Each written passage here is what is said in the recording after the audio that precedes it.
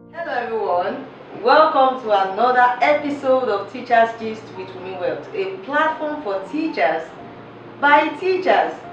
Teachers are a very important part of the society. We keep changing and touching lives significantly. On this platform, we are set to celebrate our teachers and also share our innovative teaching strategies. We are also out here to ensure that teachers' voices are heard. So welcome to the show. Sit back, relax, enjoy the gist, the juice, and the genius of it. So today, I'm excited to introduce to you one of the amazing teachers that ever existed in the world. Yes, one of our unsung heroes. Anyway, we are singing for the heroes now. So I'm going to read her profile.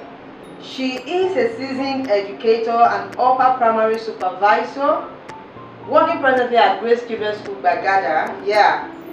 She leads academic and administrative operations with almost 2 decades of experience. She's passionate about fostering inclusive learning, mentoring teachers, and improving student outcome. Yes, this person I'm talking about holds a BA, you know what it means, in English and Library Study, a Postgraduate Diploma in Education, a Master's in Educational Psychology, a Master's in Education in Special Population, a member of the Association of Child Psychology and Learning. She also works as educational consultant, helping schools implement effective strategies and inclusive practices. Our dedication to excellence drives our mission to create environments where every child can thrive. I'm sure you are inspired already. You want to know this person. Please join me. Welcome, Miss Chika Erondu. Thank you for having me on the show. Welcome on the show. I'm excited. Reading your profile, I'm like, what have you done with your life? This little girl, what have you done with your life? And I'm really inspired, having double. I was reading from the scripture this morning. There's a portion of the Bible that talks about double honor. So I've seen your profile, I'm like, God, is this why you are taking me to this place? There are double honor. So we are inspired by your profile already, and we can't just wait to hear you talk today and inspire so many people out there. Welcome on the show. So we're going to just dive in straight. Welcome, madam, on the show. So let's have a brief background of who Miss Chika is. Forget this thing that we have read. Not everybody listen to me. They want to hear from the horse's mouth. So let's have you, ma'am. Thank you for having me on the show. I'm so excited to be here. I've been hearing teachers gist, and Teachers Gist is a fun place to be. Anybody that is not connected to this platform is losing as a teacher. So once again, thank you for having me on the show. You're welcome. And who am I? I'm just one simple person, one simple talkative. But I hope I don't talk too much today. Okay. I love teaching and learning. I'm excited about learning. What really inspires me is seeing people get excited about something new they've learned. That's that feeling is extraordinary, and that's what has kept me in the teaching profession. Wow. So I've done a lot with mentoring people around church environment, community, and there's one thing that stands out through all these practices or engagements, and that is people are happy when their lives are transformed because of something new that they made, and that's priority for me. Wow, that's inspiring. People are happy when they know that there's something they learn that has changed their life, and I think it's just the same story for everybody. So let's just go back to, let's see somewhere around your background anyway. Was teaching a team from you right from time? Wow. Very interesting question. So for so many people, teaching was not a thing for them, when they were growing up. I remember when I was going to buy my JAMB form, my mom told me that she had prayed and God told her that I'm called to be a teacher. Come on now. And in my mind, I'm like, yeah, you're your own. And So what were you planning to be? I wanted to be a lawyer. Hey. And I don't know what it is with teachers, and wanting to be a lawyer, right? But I wanted to be a lawyer, and I was bent on being a lawyer. But as God will have it, that year, I got admission and I wasn't given law. I was told to go and study English. I said, well, as long as it's not education, I'm good with that. So I went through school, I finished my 4 years, studying English language and literature, and then I came out and I still did not want to teach. You thought you were prepping yourself. Oh, English is good now. Lawyers speak good English. Yes. You were prepping yourself. Yes, I thought so. And then when you get admission to study English, you have potential of switching to law. So that was what was on my mind. But then when I got into school, I was like, after I've done 1 year, I'll now come and spend 5 years again. So I just said, no way. Let me just finish it and find something to do with my life. And so I finished. I got into private sector. I was working with a different company, and I worked there for a while, and there was still this yearning within me. I felt incomplete. I wanted to be part of people's lives and part of people making progress. So it kept, it was there, but I didn't want to see that. I didn't want to see that I was teaching. So like there's a force within you that is pushing me. And so I then resigned. I wanted to figure out my life. So I stayed out of work for a while, and I just said, okay, let me go and do PGD. It's nice to own a school. That's another dimension. So she doesn't want to teach. Yes. I think you understand the fact that there's money in the teaching industry. So yes. You want to make the money. You don't want to teach. Okay. Yes. But I wanted to do other things because I was teaching people other things. But like coming to, you come to work in a school, you have to say, write lesson notes, lesson plan, all the rigor and all of that. Maybe I was trying to be lazy, or I didn't just want to get involved with that. So I said, okay, let me go and do PGD. But when I went to do PGD, let's just put it that God arrested me. I saw the need to follow my passion. Wow. So everything in me that was like lying dormant, just came alive. The giant in you woke up. Yes. Yeah. And then I decided to now go into teaching profession and become a teacher. And for one day, I've not regretted that decision. It's been life-changing for me. Some people ask me, do you enjoy what you do? I say, I love it. I love what I do. It's very exciting. Wow. So it's really inspiring to know that at some point, we keep saying that parents, teachers, or whoever is involved in your children's life, they only build on the foundation that you have already. And thanks to our mom did something by telling her that she has been praying about it, that she's going to be a teacher. But then, the stubbornness in us as children will say, no, mommy, you are saying your own. But I think there's a God factor in all of these things. Definitely. God fashioned it that this is your path. And thanks to her mother, who didn't say, oh, let me keep quiet. There are a lot of parents out there that God already showed them that, oh, this is the part of your, or maybe circumstances of life will tell them that this is the path your children is supposed to tread, and they will just say no, that this is not what the society is demanding for, or maybe they are, they are strata in the society. They just want you to be where maybe some of their friends' children are. Wow, it's inspiring to know all of this, that, and you thriving so well as a teacher, even after not wanting to be a teacher. This is really remarkable, and I'm so excited about this. So I'm going to ask you the next question now, and that is, a large percentage of people, okay, they choose to go to other, we talked about it already, they want to be lawyer, they want to be so many things there is in life to become. And what's one thing that motivated you? One thing like this that motivated you to pursue that? Okay, you did your 4 years, it wasn't education, you had your plan in mind.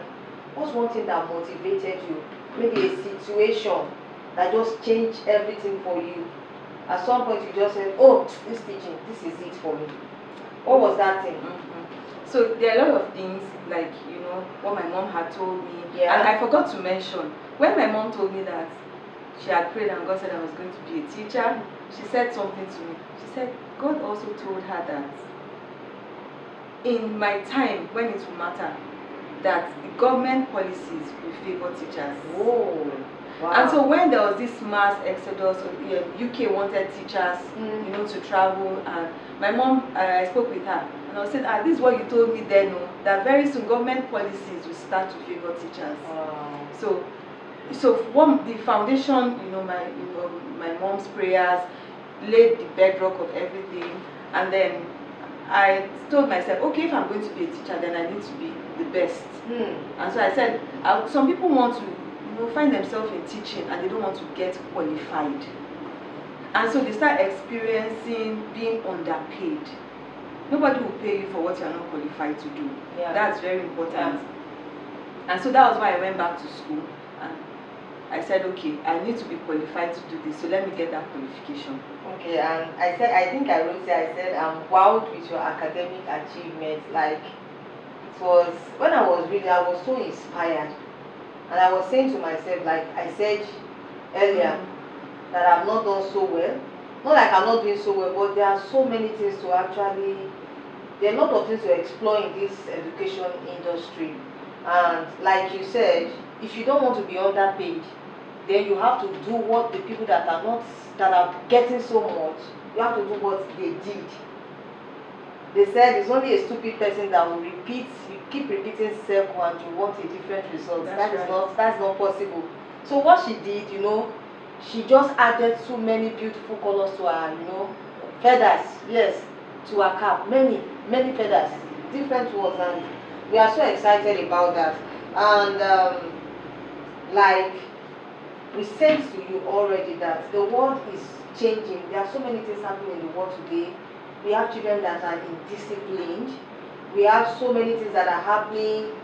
Even the exposure of children to so many things that we were not exposed to when we were young. There are a lot of things that our parents hid from us.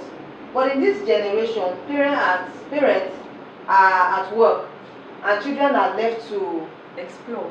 Yeah, to explore. They are on the tab, they are on YouTube and all of those things. So what do you think has changed in our time?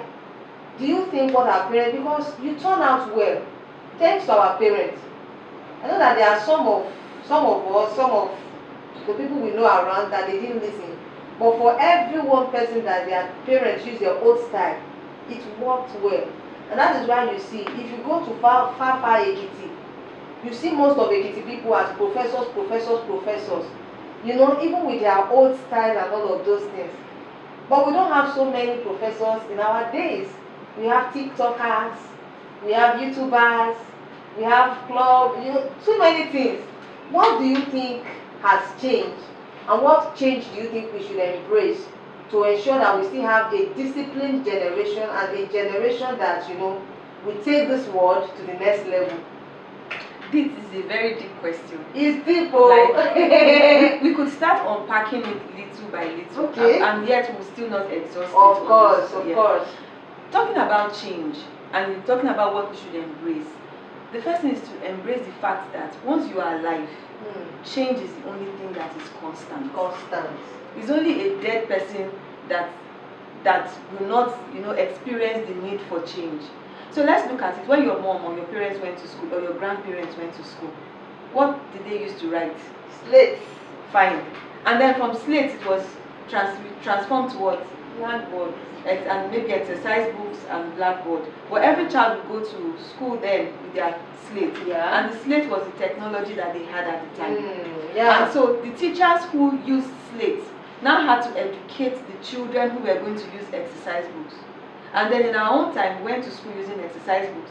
And then we now have to educate children. Yeah, for real. Because at some point, I know that it would be a tough thing to even introduce the pencil and paper.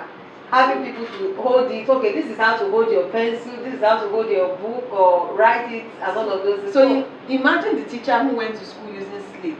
And then suddenly there's a policy that says, okay, we are now going to use exercise books. So teachers, you need to go and learn how to teach the children. You need to learn how to teach the children to use exercise, to use pen and exercise books, which they did. And then it wasn't this biros that we use today, or this pencil. They were using ink. Yes. Feather, then ink, and all Yes. of that. So technology is not something that just appeared today. It's not something that is just happening now. Yes. Technology, the only thing about technology is that it keeps evolving. And then we are fortunate to be the ones to educate those who are digital natives. Children who were born when iPad, tabs, all of them are in existence. So what do? We need to set ourselves apart and be on top of our game by learning how to educating the children who are going to be using the kind of technology that is available today. It's like stepping into the future to prepare the children of today for the future. And so that's that's the first thing that we need to. Number one change we have to embrace is the technology change. The first thing is to even understand that change is natural. Change is constant. It's constant. It will just keep happening. Okay, I saw a post that says that now we are not even in Gen Alpha again. You know, there's this Gen Z trend, Yes. Gen Alpha. Yes. Now, 2025 we got into another generation, that is Gen Beta, and we don't know what is going to happen with this particular generation. Yes. And like she said, we have to embrace everything that comes with different generation. Yes. You know, it was funny when I thought of my father's generation. I'm like, the baby boomers.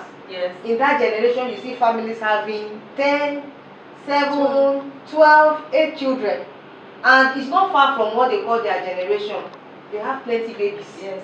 So, you have said that we should embrace that path. Yes. You know, change is constant. Yes. That is what everybody should know out there, that change is constant. As parents, change is constant. As teachers, change is constant. And there's nothing we can do about it. So another one, ma'am. Now, look at behavior. You mentioned something about the discipline. The discipline, yes. You know, when you get informed, you understand that there are many ways to, they usually say this proverb, there are many ways to kill a rat. And so if the cane is not allowed, there are other strategies that work. And most of these strategies are behavioral modification strategies. And for example, people who deal with children with special needs know about the applied behavioral analysis therapy. Yeah. Most of what is contained in that therapy, you know, is what teachers can use in the classroom. Yeah. Talk about pre-correction strategies, give your instruction. There is no child that actually wants to come to school to get into trouble. No, I think that is where people are missing it out. A lot of teachers think when we say special needs, it's just for some special teachers go and learn it. But when you use the strategies in special needs education for a regular classroom, you get your best result. Absolutely. You get your best result.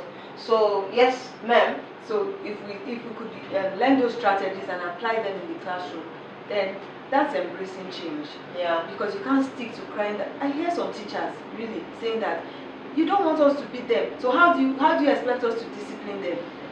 Beating is not the only way to discipline. So you should learn. If you learn about other discipline strategies, it will work for us. So it's recommended that everybody goes to learn what the applied behavior analysis for special needs. It actually works for everybody. It works for regular classrooms. It works for you as a parent, right? So what are some of the things you have achieved? I think we may just take a wrap on that. Embracing change. There are a lot of things, a lot of changes we have to embrace. But I think you have even settled it by saying that changes will keep occurring. But as it occurs, evolve with the change. Go with the trend, right? Yes. So what are some of the things, your big win as a teacher? Okay, so before I answer that, I would just like to mention one more change we need to embrace. Okay. Global policies are now tending towards inclusive education. Yeah. And I see teachers complaining that, oh, I have an autistic child in my class, oh, I have a child with dyslexia, dysgraphia, and all this. So we need to embrace inclusive education, which means that children who have special needs will be brought into mainstream classrooms and be educated with them. And so even though our education did not prepare us for that, it is important that we prepare ourselves to be on top of our game in that area. Teachers, prepare yourself. And also I think there's this part we are always missing out. Teachers are prepared, but the children we are teaching are not prepared.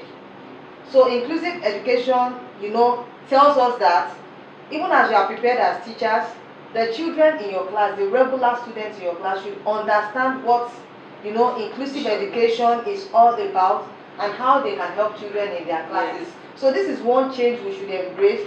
Parents should not go to classroom and say that, oh, why is this particular child in the class? Why is this one sitting with my, the segregation and all of that? It shouldn't happen. This is a time to embrace the change that comes with our time. Special needs children are everywhere, and there's nothing we can do about it. We manage the situation, we accommodate them, and for every strategies we can use in helping all of these children to become well. The Bible says that forgetting the things which are behind, press forward to the things which are ahead. I see learning as an achievement. Each time that I progress with knowledge, I find myself excited about it. So I had a situation with a child one time. I couldn't teach that child because the child possibly had dyslexia, and I wasn't aware of how to determine that the child was at risk of dyslexia. So the child went through my class and suffered, and I told myself that this won't happen again, and that was what made me go for a master's in education in special populations, to understand children who have disabilities and how to support them, how to help them. Yes. So I see that as an achievement, being able to conquer what I did not know before, and put myself where I'm able to talk about it and even inspire others to pursue that area of knowledge. So what are some of the challenges you have faced as a teacher? Some of the challenges you have faced as a teacher? Some of the challenges that teachers face, let me not just talk about myself. Now, there are some people, they will tell you that, no, it's sweet, I don't have any problem, I'm good with parents, children are good with me, I'm a lovely teacher, all of those things. But I'm very sure that there's no way that challenges are not there. So I want you to share some of the challenges, and if possible, we'll just talk about ways around all of these things. The greatest challenge I've faced is to have teachers who don't understand collaboration and teamwork, because it's very important. You can't really achieve much without collaboration. And then you find that there are some people who are still in the old generation who feel that, who don't want to collaborate, who feel that you are stealing the shine, or they think it's about, they feel their old way is just the best. There's somebody I met that said, the old way is always the best. There's nothing, you can't take that away. And I'm like, old way, how? If I understand that collaboration is one major issue with teachers, and that is, unlike every other teacher that will mention, I don't know if she's still going there, but she has come in a different dimension today, saying that collaboration, inability of teachers to collaborate with one another is a major challenge in the teaching industry, and I agree with you. Yes. And the second thing is closely related to that. Most organizations like maybe HR, you find networking events where they go to attend, or tech people. You see there's this conference here, there's that conference here, and they're always going. But how many teachers connect with other teachers at networking events? We don't have that, because we probably don't have people who are proud to be in the profession. And so they don't, you find people go out and they say, what do you do? They will prefer to say their side gig than to say, I'm a teacher, I'm an educator. I think that is changing now.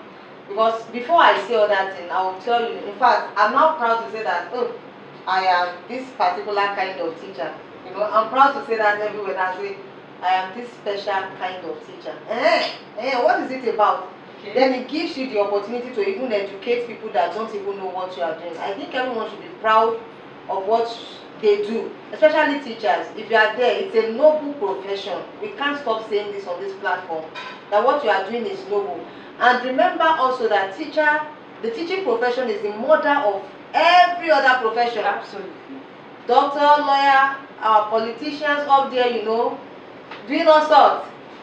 Teachers are their teachers. How do I put it now? Teachers are their teachers. Teachers are their teachers. We taught them. Although some of them chose to do the wrong thing. That's not what we taught them. Exactly. Our civic education, or what's that topic again?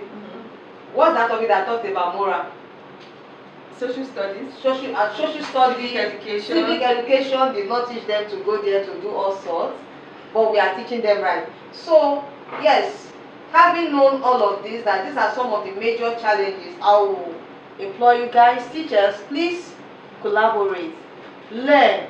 Don't be so proud to say that no, you are too big to learn something. Like I said before, drop your ego. and learn. Is there any other thing you want to share? I'll just add to that. You know that I always refer to the Bible. Even the Bible says that God Himself cannot pour new wine into an old wine skin. Meaning that if you can't change, if you can't drop what you are and what you have and imbibe something new, then you cannot move forward. You can't be blessed and you can't grow. So this is an inspiring session. I love it, love it, love it. There's something I want to ask about you now. You know, a lot of people are scared of doing the teaching because they are like, oh, from 7 o'clock till 6 o'clock or 4 o'clock thereabout. How have you been able to maintain your own growth with all of the stresses that comes with teaching? There are stress anyway, but depending on how you are able to manage it, how have you been able to stay on top of your game? You're glowing, you're beautiful. There are some people, their eyes will be here or here when they are moving. So what have you been able to do so far that has changed a lot of things? Anybody that sees you now will be like, oh, a teacher, I want to be like, right? So what have you been able to do? The first thing is planning, just like in every other industry. And that's one thing we should not miss out. Even the lawyers have to do their brief before they go to the court, which they don't like, which is like our own lesson planning. It's stressful, right? They have to get to work, they have to clock in, they have to grow. That's another thing teachers need to know. You may get into the profession at the bottom of the payroll, but with consistency and with developing yourself, you keep, climbing and going up. So the first thing is planning. Yeah. Why do you have holidays? You have holidays to plan yourself. Plan yourself. If you notice as a teacher, you plan your lesson a day before, the execution is always easy. But if you don't, and you just come into class and you want to teach, you'll be stressed.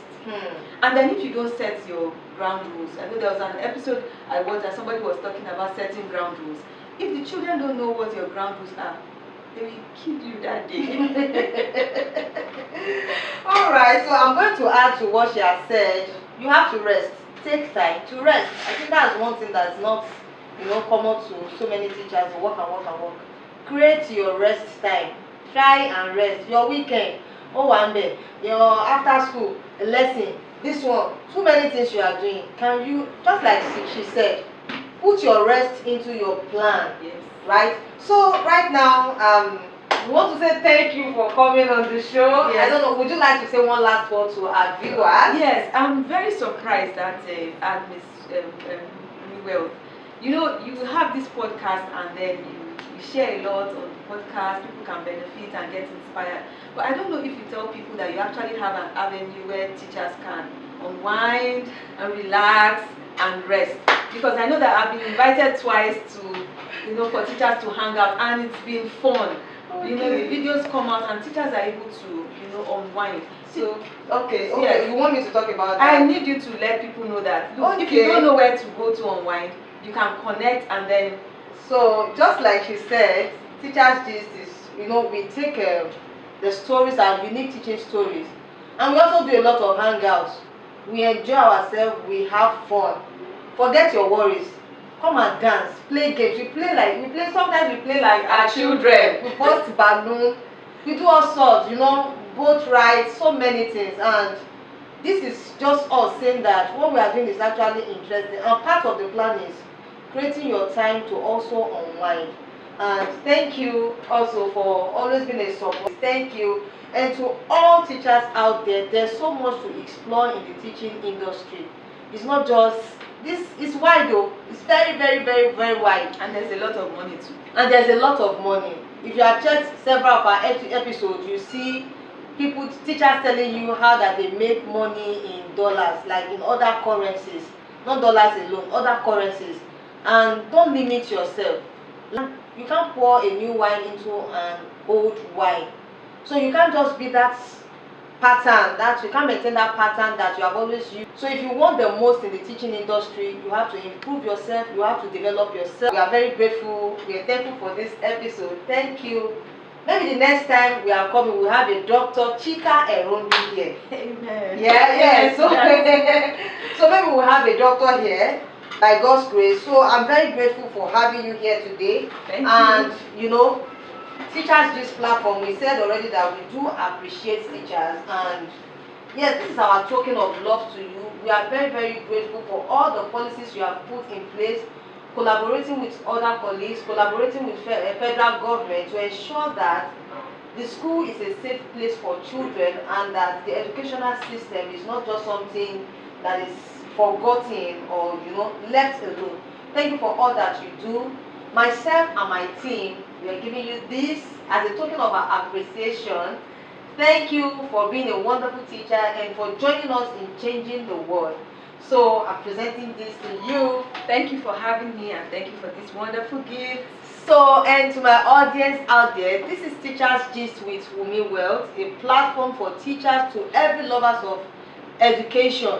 So we want you to follow us on Instagram, subscribe to our YouTube channel, give us a like, comment, and if you also want to be on the show, we are just a DM away. So thank you for having us today, and right now we want to say bye-bye and enjoy the rest of your day.